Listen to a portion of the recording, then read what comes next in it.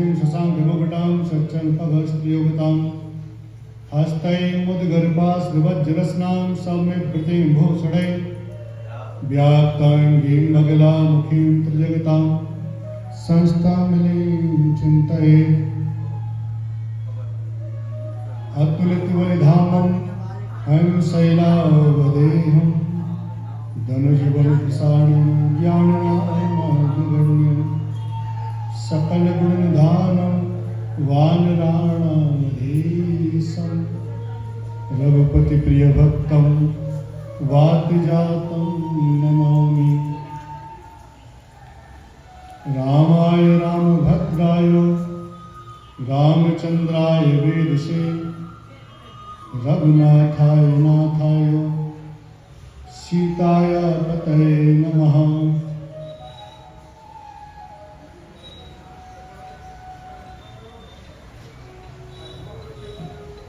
अनंत बलवंत वीर हनुमंत लाल जी महाराज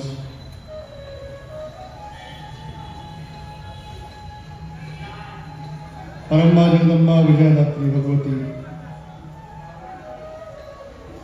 सिद्धेश्वरी स्थान अधिष्ठात्री भगवती माँ पीताम्बरा महारानी भूत बावन भोलेनाथ परमपिता परमेश्वर श्री सिद्धेश्वर भगवान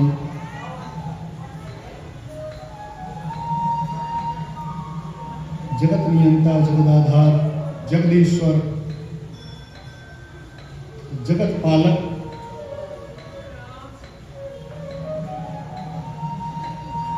सर्वेश्वर भगवान श्री राम राजा सरकार भगवती माँ सीता महारानी सभी आवाहित देवता सादर वंदन पूजन यहाँ उपस्थित आचार्यगण माताएं बहनें सभी सुधीजन विद्युत जन आप सभी को व्यासपीठ की ओर से कोटि सा प्रणाम कोटि सा नमन। नित्य की भांति आज हम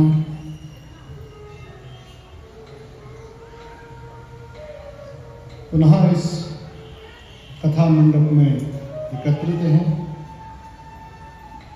गुरु आज्ञा है विष्णु महापुराण का पूर्ण पाठन हो पूर्ण वाचन हो।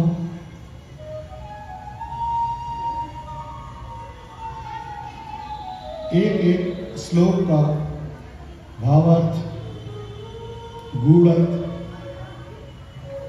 यथा संभव यथा ज्ञान यथा विवेक यथा बुद्धि अपने प्रयत्न से प्रयास करता हूं कि उसे जितना हो सके यहाँ से गाया जाए उसे पाठ किया जाए उसे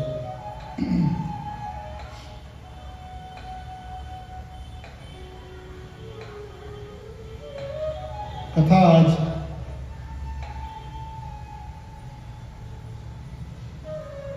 सुनते सुनते सप्तम अष्टम दिवस है।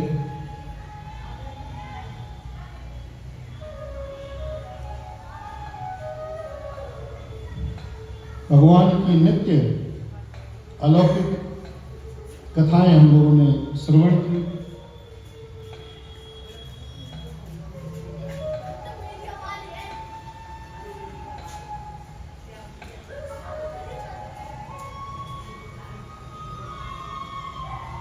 कल हम सभी लोगों ने भरत जी की कथा सुनी।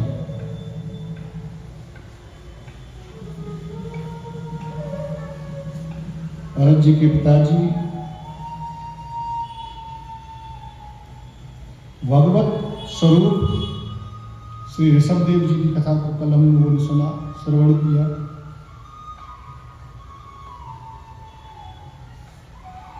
भरत जी की कथा उनके जन्म के बाद में कैसे उन्हें अन्य जन्म लेने पड़े। थोड़ी सी असावधानी के कारण महात्मा भरत जी के लिए कैसे एक हिरण का जन्म लेना पड़ा।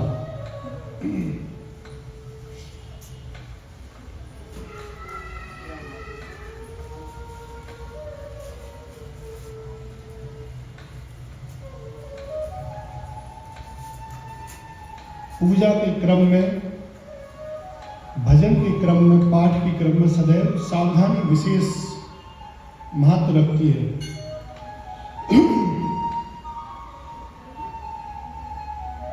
कल भरत जी ने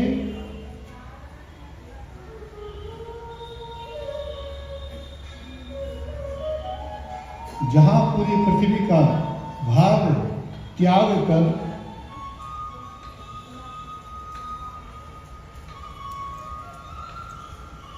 और शालिग्राम क्षेत्र में तपस्या में रत थे, भगवत प्राप्ति उन्हें होनी ही थी, निश्चित था। पर एक छोटी सी उनकी असावधानी के कारण बछड़ी का जन्म लेना पड़ा उन्हें। इसकी कल हम सभी लोगों ने विस्तार पूर्वक चर्चा सुनी, कथा सुनी।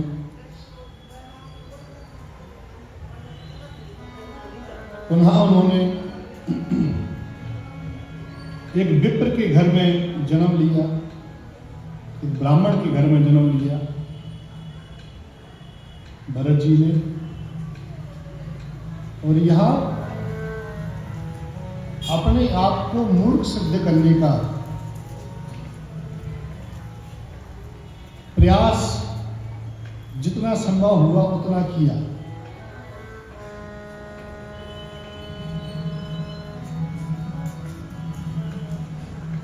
कुछ माता बहनों को छोड़ के लगभग सभी ने कल की कथा बड़े विस्तार से सुनी थी।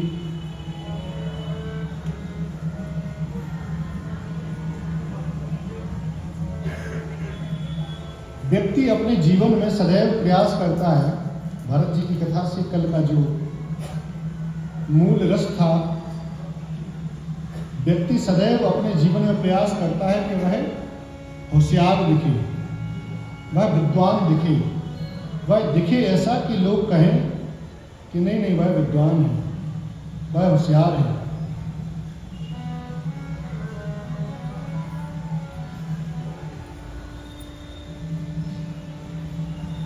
चूंकि कथा गूढ़ है तो गूढ़ तरीके से ही उसको समझनी पड़ेगी। भरत जी का जो संवाद है वह बड़ा ही अति गूढ़ संवाद है। अरे कितने लोग अपने आप को मूर्ख कहलाने पर प्रसन्न होते हैं।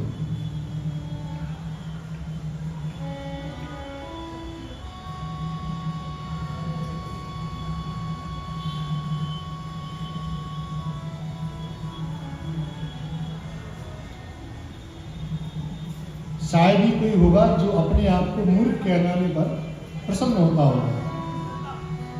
किसी से कह दो कि आप मूर्ख हो तो प्रसन्नता होगी क्या? रोष आएगा, गुस्सा आएगा। वही कहां से कहां, तो एक तो हम इतना अच्छा काम कर रहे हैं तो मूर्ख कह रहे हो। उसमें भी यदि कोई कहा जाए कि नहीं नहीं तुम्हें मेहनत का काम करना है, सुबह से दोपहर तक कोई कहीं जाना नहीं है, धूप में बैठना है, काम करना है, और शाम होते ही फिर कहो कि अरे ये तो मूर्ख है, फ्री में बैठा रहा, किसी को भी गुस्सा आएगा। पर महाराज भरत जी हैं, भक्त भरत जी हैं,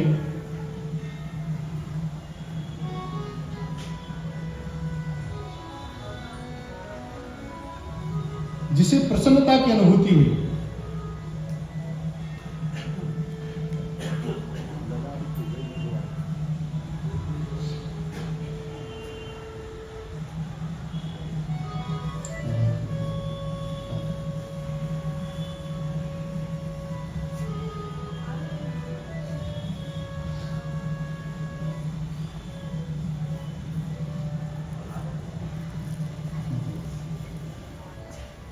भगवान भरत जी, भक्त भरत जी हैं जो मूर्ख कहने पर भी प्रसन्न है, जिन्हें पता है कि मेरे साथ अन्याय किया जा रहा है, जिसे पता है कि मेरी ही भूमि है, मेरी भूमि को मेरा भाई जोत रहा है और देने को कुछ नहीं खिला, खाने पर कुछ नहीं दे रहा है, और ऊपर से कहा जा रहा है कि तुम मूर्ख हो। तो प्रसन्नता के साथ में एक बात स्वीकार कर लेना कि हाँ भाई मैं मूर्ख, जी भाभी मैं मूर्ख हूं। गांव वाले दिन भर गाय चरवाते थे, शाम को सड़ा गला भोजन देते थे, उसको प्रसन्नता के साथ में पा लेना, ये आत्मज्ञान का लक्षण है।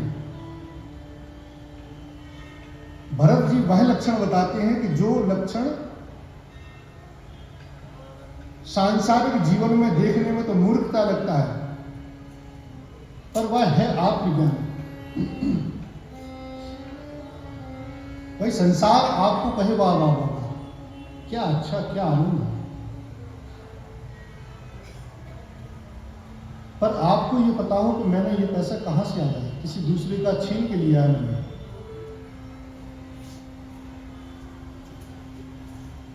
आत्मीय सुख तो नहीं मिलता है ना किसी का छीन कर उस पर आनंद करने से। आत्मीय सुख जब जरूर मिल सकता है, आत्मीय सुख सदैव त्याग में होता है। पाना सामान्य व्यक्ति का लक्षण है, पर भरत जी परम श्रेष्ठ, परम ज्ञानी, परम विद्वान पुरुष हैं जो त्यागने में प्रसन्नता देखते हैं। यहां जड़क भरत जी की जो कथा हो रही है, तो आज त्याग की परिमूर्ति, जहां से त्याग शब्द में भी 4 चांद लग जाते हैं, ऐसे भगवान की प्राण प्रतिष्ठा भी हुई है।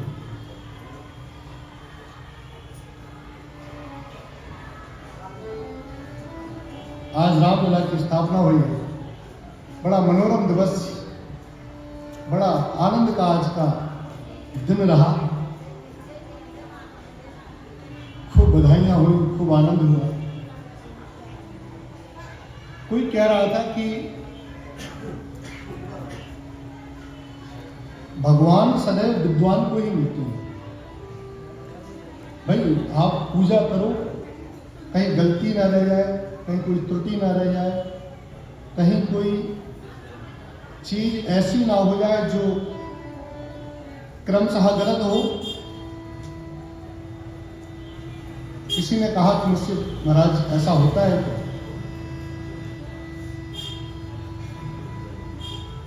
मुझे लगता है कि भगवान प्रसन्न सदैव उस पर होते हैं, प्रसन्न रीझते सदैव उस पर हैं जो मन से शुद्ध हो।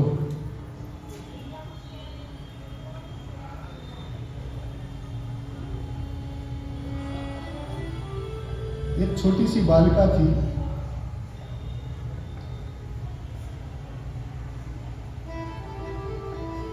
उसे ज्ञात हुआ कि मेरे माता पिता कुछ जानवरों को इकट्ठा करे हैं, उन्हें बांधे हैं और घर में उत्सव जैसा माहौल है। तो उसने अपने पिता से पूछा कि पिताजी आज घर में कुछ है क्या? पिताजी ने कहा हाँ बेटा, आज तो नहीं, पर 2 दिन बाद तुम्हारा विवाह है। अच्छा अच्छा अच्छा, विवाह है, तो पिताजी ये जानवर क्यों बांधे गए हैं?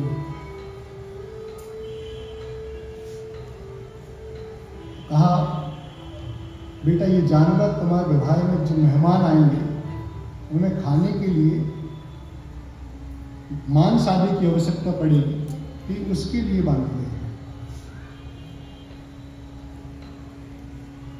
चूंकि वन क्षेत्र की ये कथा है, वहां ऐसी प्रथा है।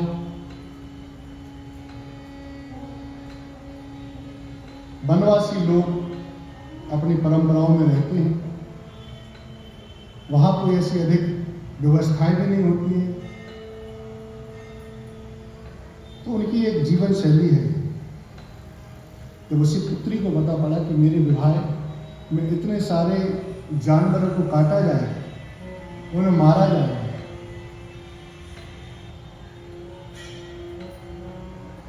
रात हुई कि घर से भागी।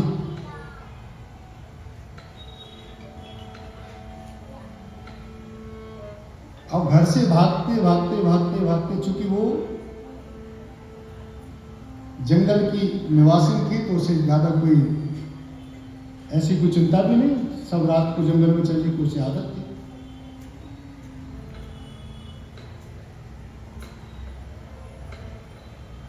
भागते भागते वह एक ऋषि के आश्रम में आए।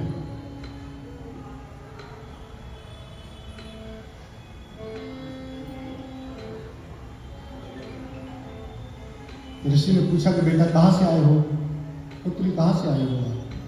तो उसने पूरी बात बताई कि महाराज मैं फला जगह से आई हूं, मेरे पिताजी ऐसे हैं, ऐसी ऐसी पूरी घटना है, और मेरे कारण चूंकि कई जानवरों का वध होना था, मेरे कारण कई जानवरों की हत्या होनी थी, मेरे छोटे से सुख के कारण कई जानवरों की हत्या हो जाती, इसलिए मैंने अपना छोटा सा सुख को त्याग कर उन जीवों की रक्षा करके यहां आ गए।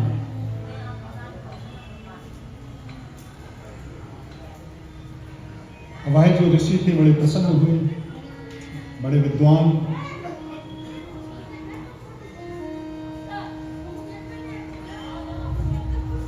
आज उन ऋषि ने उस पुत्री को अपनी पुत्रीवत माना, पुत्रीवत मान की अपनी आश्रम में रखी। आश्रम में रखे वह नित्य छोटे छोटे से काम जो भी आश्रम में होते हैं, फूल तोड़ना, सफाई करना इत्यादि नित्य करने लगे।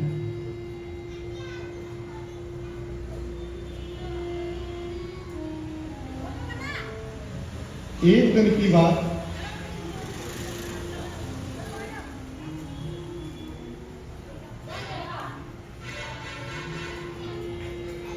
कालांतर उनके जो गुरु या पिता, ऋषि पिता, जो उस पुत्री के जो वृद्ध हो चले थे, निश्चित तौर पर सबका एक दिन अंतिम दिन आता है, तो उनका भी आया।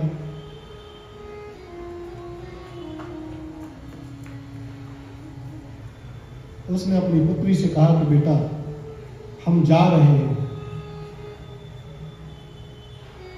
तो पुत्री बड़ी ब्लापी, बड़ी रोई कि पिताजी आपके सहारे में इस जंगल में रह रही हूँ, भगवान आपके सहारे यहाँ हूँ, आपने मुझे बचपन से पाला, मुझे इतना बड़ा किया, वो पुत्री की भांति पाला, आपसे ही मुझे ताकत थी, आपसे ही मुझे हिम्मत थी, आप जा रहे हो, या तो एक काम और करो कि योग बल से मुझे भी ले चलो जहां जा रहे हो। तो उन्होंने कहा नहीं, हम तो उम्र पूरी हो गई तो शरीर छोड़ के जाना है मुझे। वह पुत्री परम रोई, रोते रोते उसने कहा कि गुरुजी मुझे किसके सहारे छोड़ के जाए?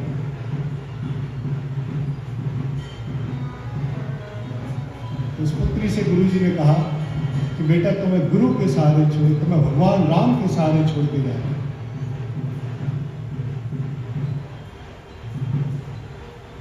राम तुम्हारी रक्षा करेंगे, ऐसा कह के वो उन्होंने प्राण त्याग दिया। बड़ी चर्चित कथा है, शायद कुछ लोगों को समझ में आ गया होगा कि किसकी कथा है। अच्छा, किसी को समझ में आया किसकी कथा हुई है? कितने लोगों को समझ में आया? हाथ उठाओ। 2 3 4 लोग। अच्छा, विद्वान है यहाँ भी, 4-5 लोग समझ गए। हाँ, वो थी माता सबरी जी। माता सबरी जी इस बात का प्रमाण है कि भगवान उनके पास भी जाते हैं जो उनके भरोसे रहते हैं। माता सबरी इस बात का प्रमाण है कि भगवान उनके यहाँ भी जाते हैं जो अधम जाति में हुए हैं। माता सबरी इस बात का प्रमाण है कि भगवान उनके यहाँ भी खाते हैं जो स्वच्छ मन के होते हैं। माता सबरी इस बात का प्रमाण है कि भगवान उन पर भी रिझते हैं जिन पर संत कृपा होती है, जिन पर हरि कृपा होती है, जिन पर भगवान की कृपा होती है।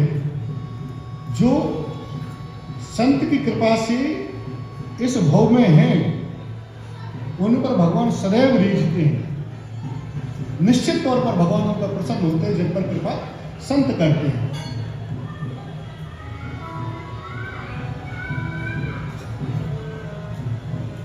एक दिन की बात, महाराज एक ब्रजदास जी नाम के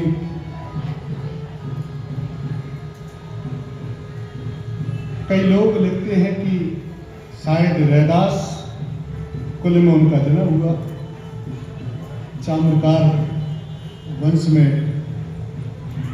जिन्हें तथाकथित अधम जाति कहा करते हैं, सो कॉल्ड, पर भगवान की नजर में सभी समान हैं, ऐसा ये कथा बताई। बहुत पुरानी बात नहीं है, ये अभी की बात है।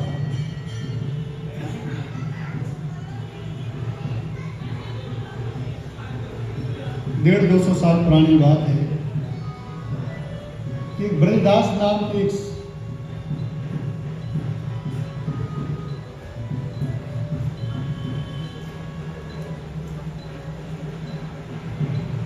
बड़े अच्छे संत हुए, बड़े एक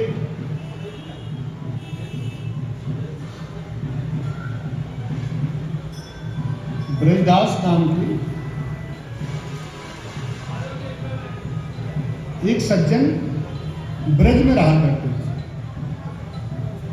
कहाँ निवास था उनका? बरसाने। बरसाने में रहा करते हैं। आपको समझ में आएगा।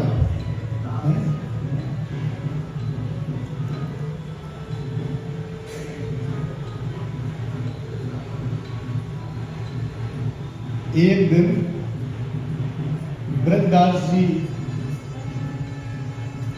बरसाने में परिक्रमा लगा रहे थे, यहां से वहां घूम रहे थे कि एक संत की दृष्टि उन पर पड़ी। तो संत ने आवाज लाया, ब्रजदास कहाँ जा रहे हैं? ब्रजदास जी, महाराज आज्ञा। तो कहा कि ब्रजदास, मैं वृद्ध हो गया हूं, शरीर चलता नहीं है, बड़ी इच्छा है कि पास में एक गांव है नंद बाबा का, नंद गांव, वहां अगर मेरा ये सामान झूला लेकर अगर छुड़वा दो मुझे वहां, तो बड़ी महती भगवान की कृपा होगी तुम पर। आज ब्रजदास को मानो भगवान ने ही आदेश दिलवाया कि जाओ संत के साथ जाओ, कुछ भला होगा तुम्हारा। ब्रजदास जी ने संत भगवान से निवेदन किया कि भगवान आज तो नहीं, लेकिन कल सुबह सुबह निश्चित तौर पे आपको छुड़ा।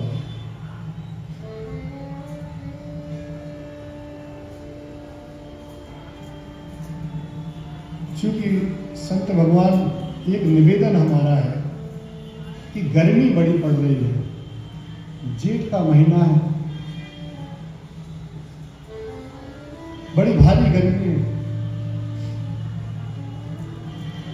अगर थोड़ी सी कृपा अगर आप हम पे कर दो कि भोर चाहे जितने जल्दी चले चलो, लेकिन दोपहरिया होने से पहले हमें छोड़ देना। तो मैंने कहा ठीक है, पर आ जाना तुम। अब सुबह सुबह बड़े ब्रह्म मुहूर्त में ब्रजदास अपना तैयार होके और चले आए। ब्रजदास जी की पुत्री थी रतिया।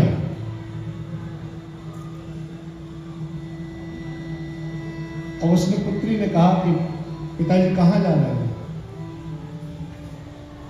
तो कहा पिताजी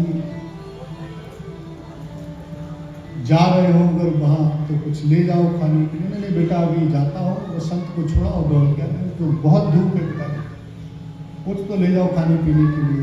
तो नहीं, क्या ले जाना है?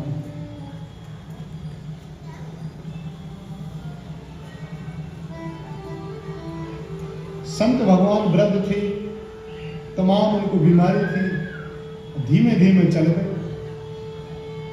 अब जाने जाने में ही दोपहर हो गई।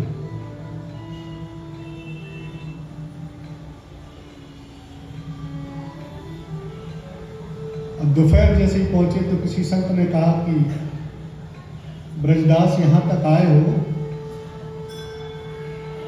तो बैठ जाओ, बड़ी दोपहर हो रही है, इतनी थकावट से वहां से आए हो तो थोड़ी देर रुको और आराम करके जाना, शाम को कुछ खा पी के दोपहर निकल जाए तो निकल जाना।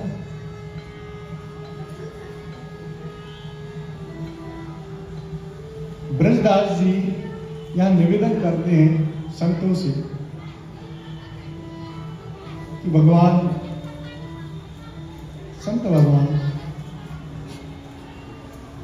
हमें मत रोको यार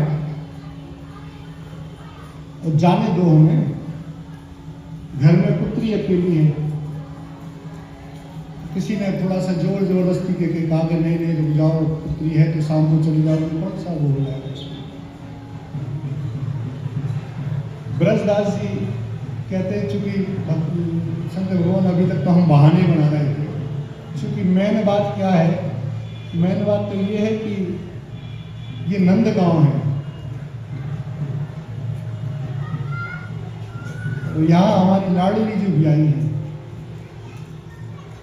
हमारी राधा जी यहीं भी आई है। और अगर यहाँ अगर कुछ खा लेंगे तो ये दोष लग जाएगा हम पर। पिता कहीं पुत्री क्या कुछ खाता है क्या? अब बड़े हंसी, 150 साल पुरानी बात, कब की बात, कहाँ लगाए फिर रहे तुम? और तुम्हारी पुत्री राधा जी,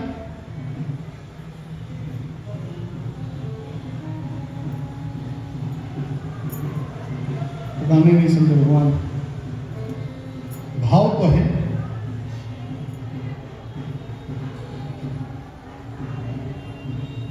तो कुछ लोग थे वहां बैठ के उनका हंसी मजाक उड़ाने लगे कि देखो देखो कैसा मूर्ख है, कुछ नहीं खा रहा है। इतनी दोपहर हो कहता है कि यहाँ हमारी पुत्री भी आई है, राधा जी यहाँ बिहार में।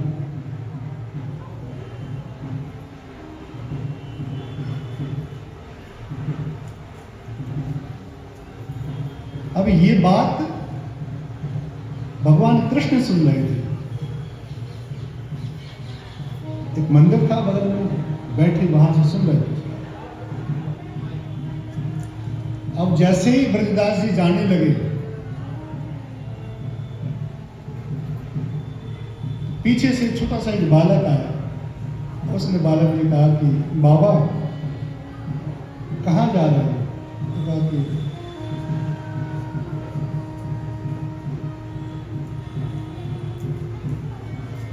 वाह दिव्य दोष है।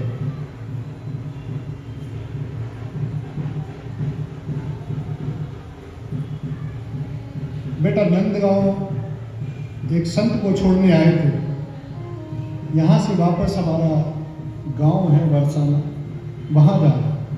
तो कभी बाबा हम ये कुछ प्रसाद लाए हैं, कुछ भोजन है हमारे यहाँ बना हुआ था, पालो उसको। नहीं नहीं बेटा अभी नहीं खाना, भूख नहीं। छोटा बालक था तो अपनी बातों में उलझा के उसको भगा दिया। तो वह बालक तो भगवान स्वयं थे। अब ये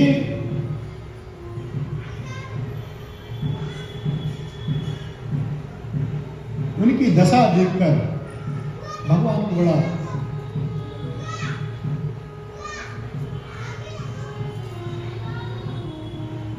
अंतःकरण से लगा कि यदि थोड़ी दूर और चलेंगे ये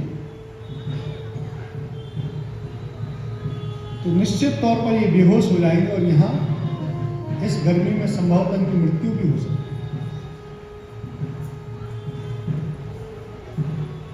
अब तो भगवान दौड़े दौड़े दौड़े दौड़े अंतः कर्ण से जैसे उन्होंने मन में चाहा, सीधे वर्षाने में सीधे राधा रानी की द्वारे पहुंच गए थे अपने रूप में अलग।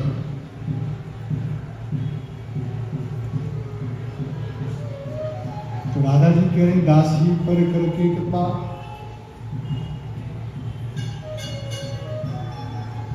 क्यों आए हो नाथ।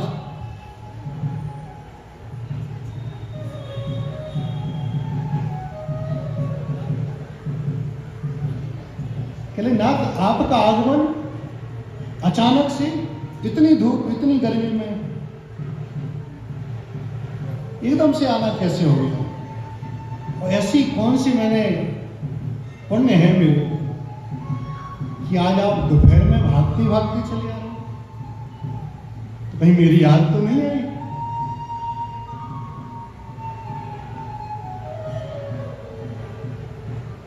तो भगवान कह रहे हैं,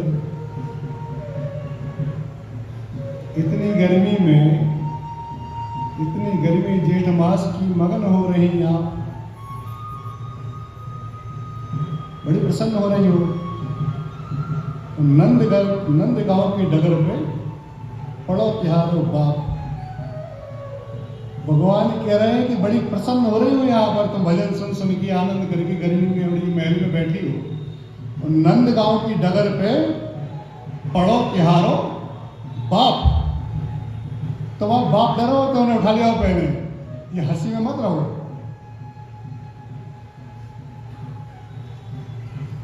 अब जैसे ही राधा रानी को ये समझ में आया कि वहां मेरे ही यहाँ के पितृ रूप भक्त पड़े, तो रतिया का वेश बनाकर आज राधा जी स्वयं दौड़ के और शीतल जल लेकर वहां पर प्रकट हुई। तो जैसे उस ब्रजदास ने उसको देखा तो बड़े, जैसे अगर कोई व्यक्ति डूब रहा हो उसे तिनका कोई मिल जाता है। डूबने को जो तिनके का सहारा होता है वैसे ही सहारा प्रतीक हुआ आज, क्योंकि ब्रजदास को पता था यदि थोड़ी देर और अगर हम यहीं पड़े रहे या बैठे रहे तो निश्चित तौर पर प्राण निकल जाएंगे।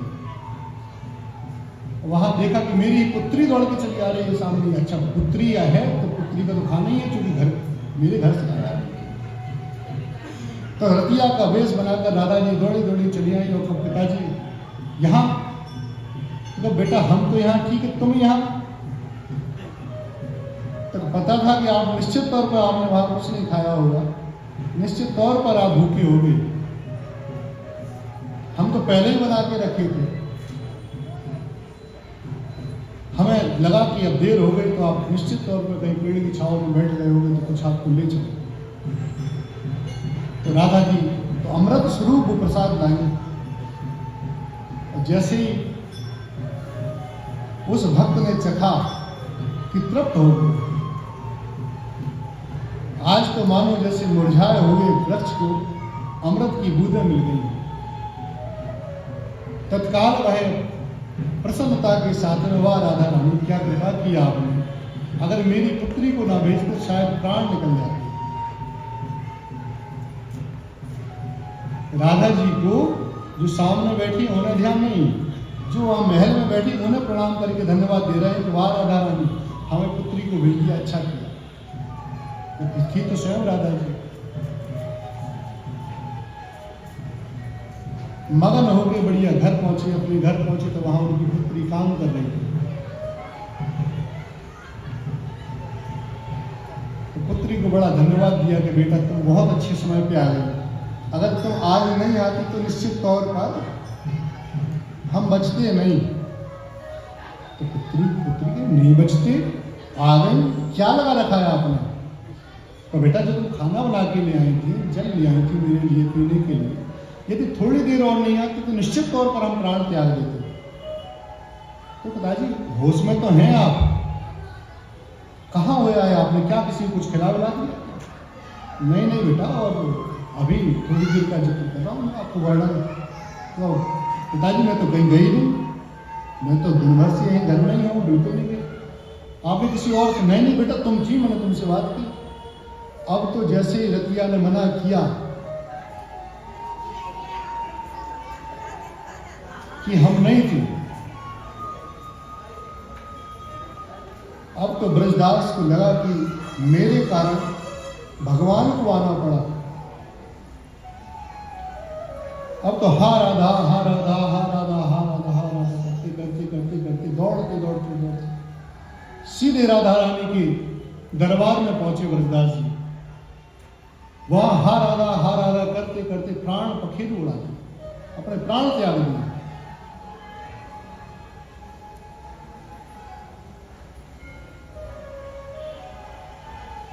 ऐसी करुणा की मूर्ति है भगवान गोविंद, ऐसी करुणा की मूर्ति हमारे भगवान राम राजा सरकार। जहां भक्त किसी कठिनाई में हो, अंतःकरण उसका स्वच्छ हो, अंतःकरण उसका शुद्ध हो, निश्चित तौर पर भगवान स्वयं आते हैं। यदि मन में कोई भी क्लेश है, मन में कोई भी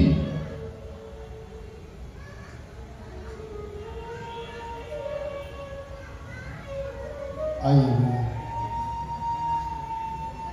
भगवान के परम भक्त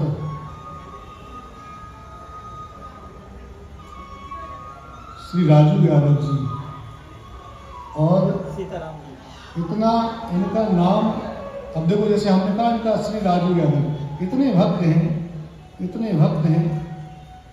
कि इनको जानने ही सीताराम के नाम से लगे।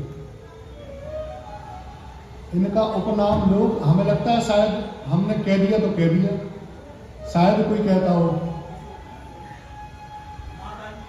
माता जी कहती थी। वाह,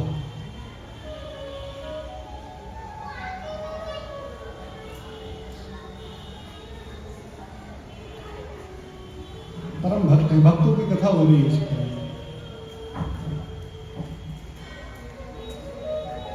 इतना सीताराम सीताराम का जाप होता है इनके यहाँ।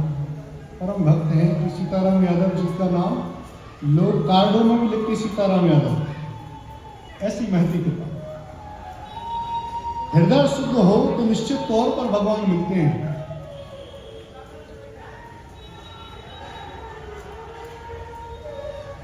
यदि हृदय शुद्ध नहीं है तो आप कुछ भी कर लीजिए, कितनी भी पूजा कर लीजिए, कितना भी पाठ कर लीजिए, षोडशोपचार पूजन करके आप नित्य पूरा जीवन व्यतीत कर लीजिए। कई महापुरुष, कई सिद्धजन, कई योगी जन आद्योपांत भजन करते हैं, पर उन्हें मिले हैं क्या भगवान? किसे मिले? सबरी जी को। क्या खाए? जूठे बेल। किसे मिले? ब्रजदास जी को। क्यों? क्योंकि अंतःकरण में शुद्धि थी।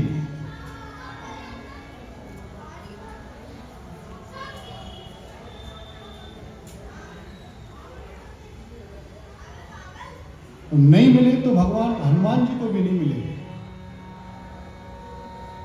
सर्वविदित कथा है, पर उसका सार बड़ा आनंददायक है।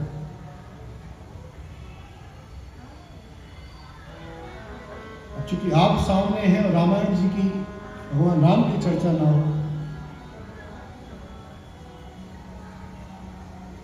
जब तक कन्हैया के भक्त थे तो वहां भी हुई। पीछे से गुरुदेव जी इशारा कर रहे हैं, बाबा बैठे हैं।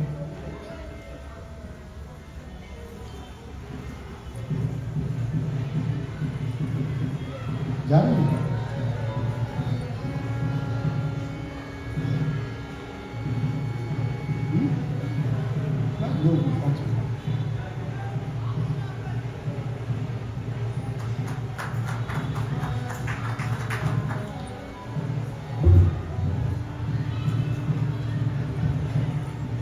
एक बार की बात है,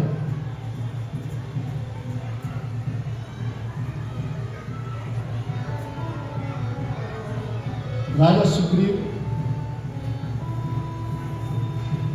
महाबली, बाली, दोनों भाई, जब बाली जी ने सुग्रीव जी को भगा दिया तो पर्वत पर रहकर सदैव इस बात का उन्हें डर लगा रहता था कि कहीं कोई ऐसा ना आ जाए जो मुझे मार दे। हरदम इसी चिंतन में रहते थे सुग्रीव जी कि कहीं कोई आ ना जाए और मार ना दे हरदम। एक दिन देखा कि भगवान राम अपने भाई के साथ स्वयं चले आ रहे।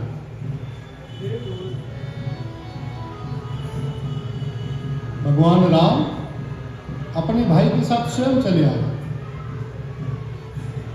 अब राम जी को आते देख सुग्रीव को लगा कि कहीं ऐसा तो नहीं कि किसी मारने वाला, उन्होंने तो देखा नहीं था उसके पहले भगवान को, सुग्रीव जी ने कहा कि देखो हनुमान जी आप जाओ, आप देखो तो जरा ये कौन है।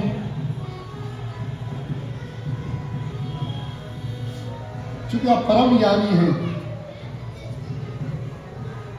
परम बलशाली हैं। अगर कोई भी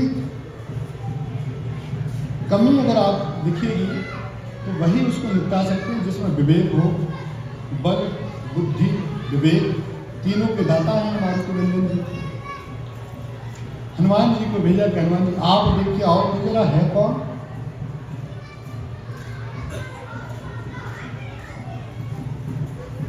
हनुमान जी एक ब्राह्मण का रूप बनाकर सीताराम जी गए।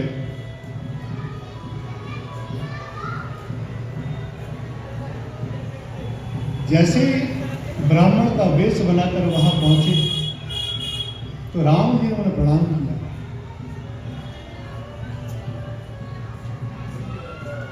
राम जी ने अपना परिचय दिया कि हम दशरथ के नंदन हैं, ये हमारे भाई हैं।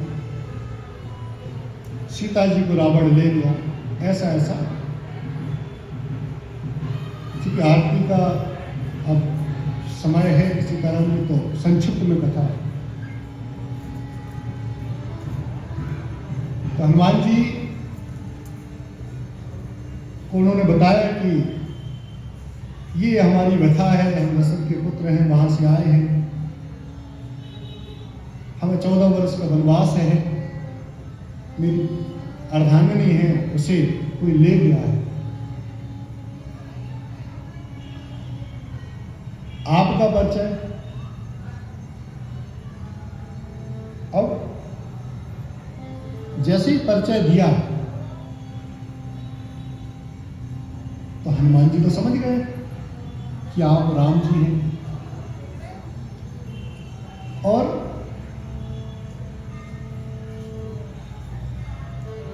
बड़े विलाप करके रोने लगे कि भगवान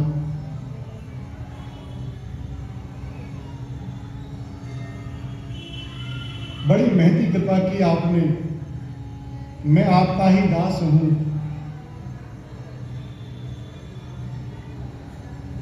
मैं आपका सेवक हूं, आपके इंतजार में यहां कब से बैठा हूं, आप भगवान आज पधारे। और रोते रोते भगवान के चरणों में बैठ गए।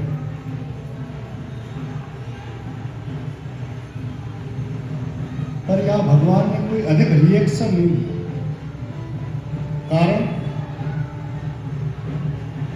कारण तुलसीदास जी कहते हैं, विप्र रूप धरि कपित गए। यहां हनुमान जी महाराज अपना परिचय तो दे रहे हैं, पर क्या विप्र रूप धरि। हनुमान जी महाराज किसका रूप धर के गए? विप्र का। तो क्या ब्राह्मण का रूप धर के गए इसलिए भगवान ने उन्हें प्रेम नहीं किया?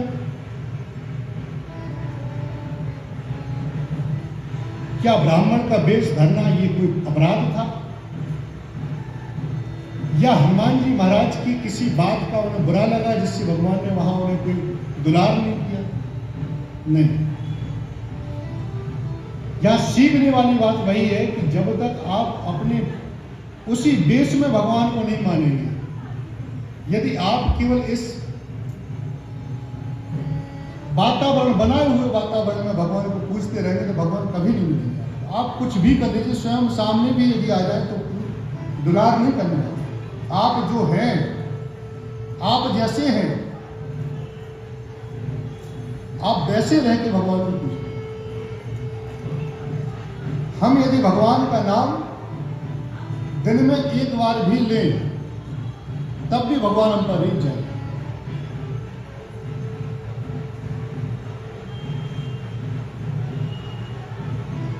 एक कोई ऋषिगण कथा सुनाते हैं कि अगर वशिष्ठ और विश्वामित्र जी की सीताराम जी बड़ी सूक्ष्म उसमें कथा सुनते। एक दिन अपने आप को श्रेष्ठ बताने के लिए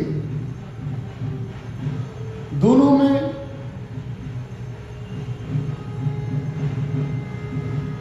ये बहस छिड़ी कि कौन श्रेष्ठ।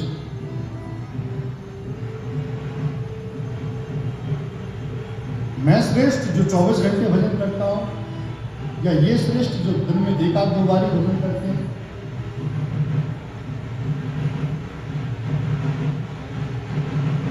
एक गृहस्थ संत, एक पूर्ण रूपेण त्यागी।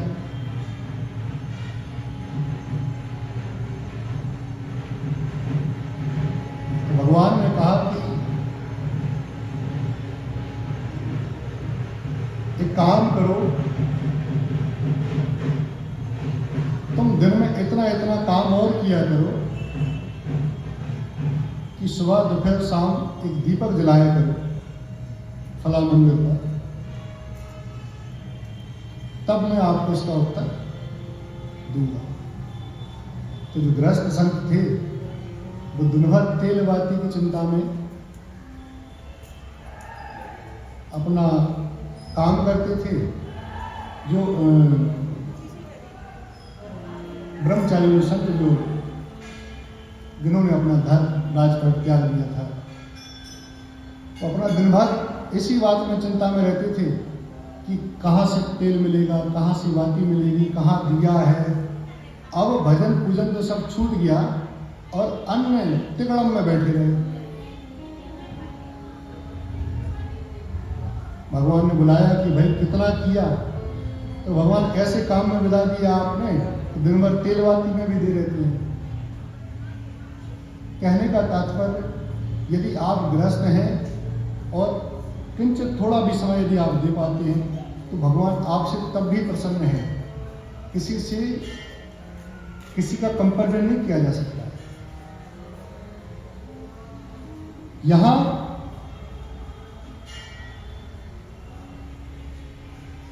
भगवान हनुमान जी महाराज ने जब तक अपना निश्चित रूप नहीं दिखाया, जब तक उन्होंने अपना बाह्य रूप नहीं दिखाया जो वो है,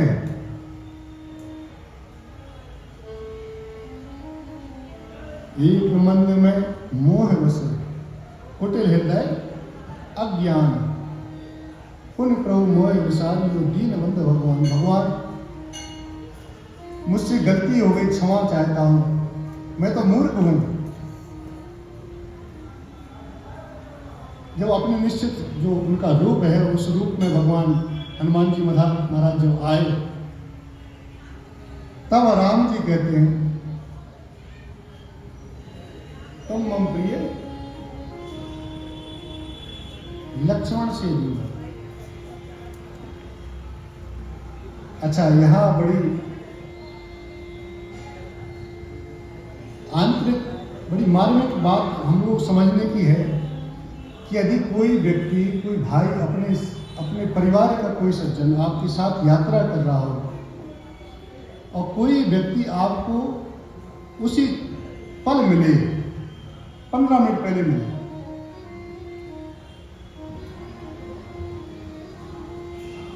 और आप अपने भाई के साथ में ये कहो कि तुम मुझे मेरे भाई से दुगनी ज्यादा प्रिय हो, तुम वह प्रिय लखन से दूना। अच्छा, हनुमान जी महाराज राम जी को कितनी देर पहले मिले? कुछ क्षण पहले, कुछ मिनट पहले भगवान श्री राम जी का हनुमान जी महाराज से मिलापन हुआ। पर राम जी वहां बताते हैं कि तुम मुझे लक्ष्मण से ज्यादा दुगने प्रिय हो, तो तुम तो बड़े प्रिय हो। अब कोई यहां कहे कि भाई लक्ष्मण जी तो तुम आपके बचपन के भाई हैं, और आप उनसे जो अभियाली मिले हो, उनसे कह रहे हो कि हम इनसे दुगना प्रेम करते हैं।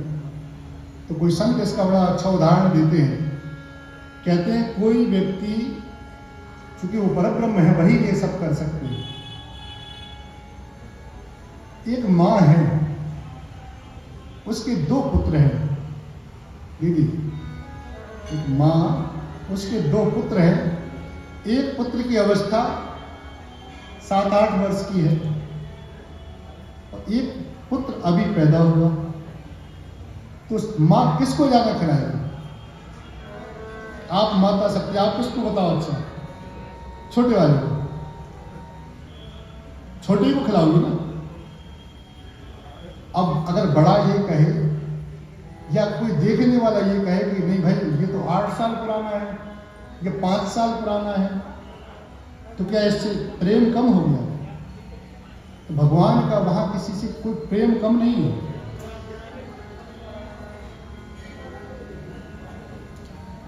प्रेम तो बराबर है, पर उसकी देख रेख अधिक करनी पड़ती है, उससे दुगनी उसकी देख रेख करनी पड़ती है छोटे वाले की। इसलिए तुम वह प्रिय लखन से दूना, क्योंकि तुम तो अभी अभी आए हो लखन, तुम तो मेरे हो ही, तुम चूंकि अभी आए हो इसलिए तुम मुझे अधिक प्रिय हो। भगवान करुणावतार हैं, भगवान योगेश्वर हैं, भगवान दयानिधि हैं, भक्त वत्सल हैं, सदैव उस पर जरूर रिझते हैं जो मन से अच्छा हो, जिसका हृदय अलौकिक हो, जिसका हृदय दिव्य हो, जिसका हृदय पवित्र हो, उस पर भगवान सदैव रिझ जाते हैं और निश्चित तौर से रिझते हैं। सियावर रामचंद्र की। यहाँ से इशारे भी होने लगे कि अब तो आरती का समय है, चूंकि 6 बजे तक की कथा है और गुरु जी का आदेश है कि निश्चित तौर पर चूंकि आगे की आरतियों का क्रम होता है, तो आज की हरि चर्चा यहीं हम लोग विराम करेंगे।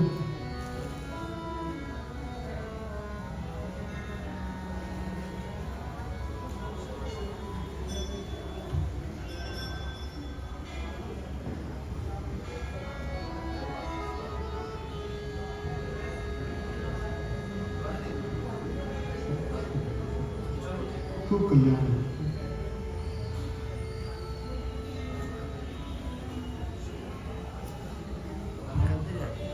2 मिनट हरि संकीर्तन हो जाए भगवान का,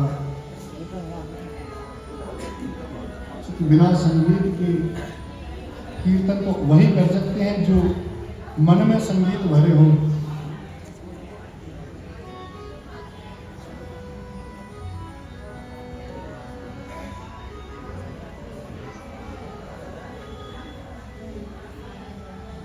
कल एक गीत हमें आपने माननीय बाबा ने दिया और अधिकतर हमने ये देखा है कि जब भी हम कुछ करते हैं तो भगवान का नाम लेकर ये कुछ ना कुछ लिख के जरूर दे जाते हैं।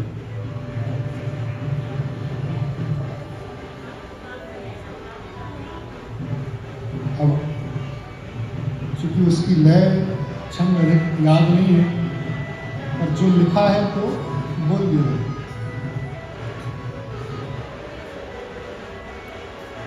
घर घर में अलख जगाना है, हाँ घर घर में अलख जगाना है, अपने घर में राम को लाना है। घर घर में अलख जगाना है, अपने घर में राम को लाना है। घर घर में अलख जगाना है, अपने घर में राम को लाना है।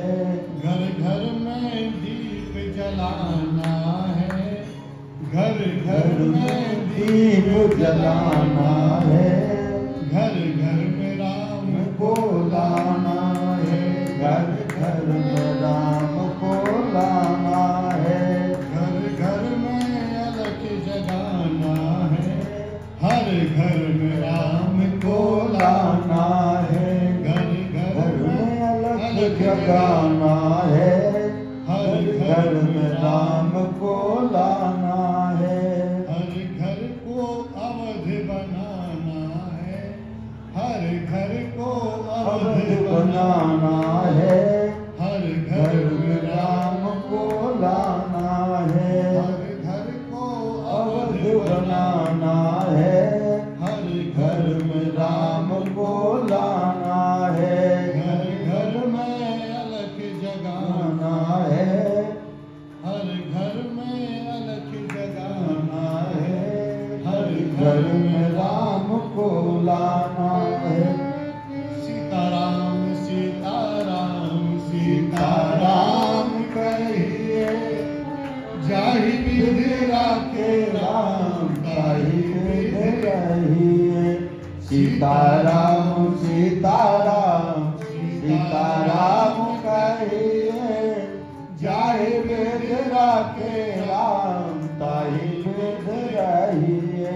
मुख में हो राम नाम, राम सिवा हाथ में। मुख में हो राम राम, राम तेरे हाथ में। तू अकेला नहीं प्यारे, राम तेरे साथ में।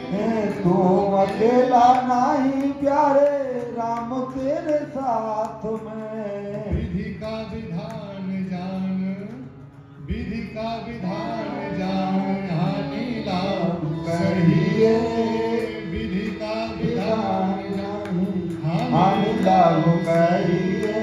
सीताराम सीताराम सीताराम कहिए।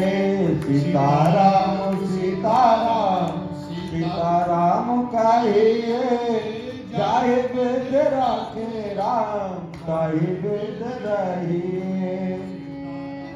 सीताराम सीताराम कहिए, जाहि वेद राखे राम ताहि वेद रहिए। किया अभिमान तो फिर मान नहीं पाएगा, किया अभिमान तो मान नहीं पाएगा। होगा प्यारे वही जो श्री राम जी को भाएगा। होगा वही प्यारे जो राम जी को भाएगा। फल आशा त्याग शुभ काम करते रहिए, फल आशा त्याग वही काम करते करिए। सीताराम सीताराम सीताराम कहिए। सीताराम सीताराम सीताराम कहिए।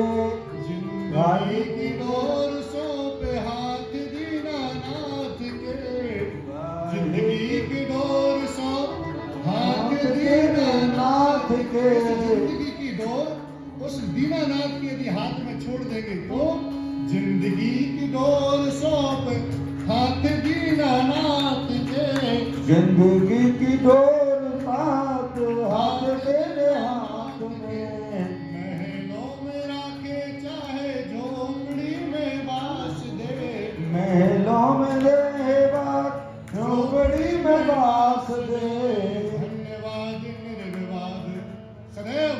किसी भी परिस्थिति में हमें झोपड़ी मिले तो वहां भी धन्यवाद, कहीं कहीं को तो झोपड़ी भी नसीब नहीं है, महलों में रखे तब भी धन्यवाद।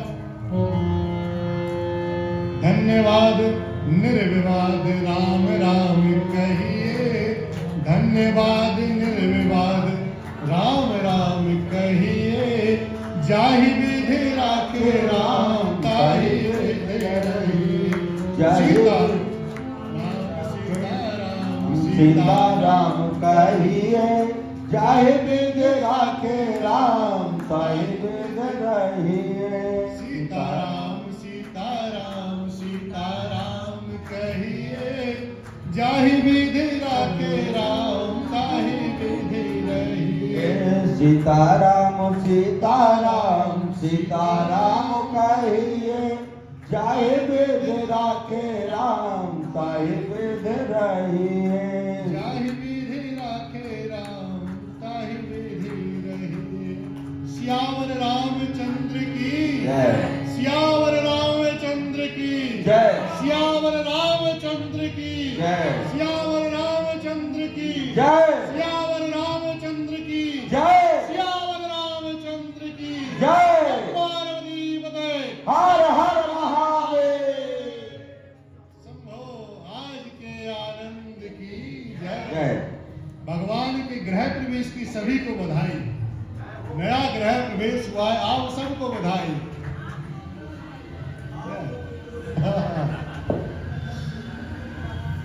भगवान की आरती हो जाए, सभी लोग आ जाए मेरे पास। सभी लोग खड़े हो जाएं अपने अपने स्थान पर। ये वाला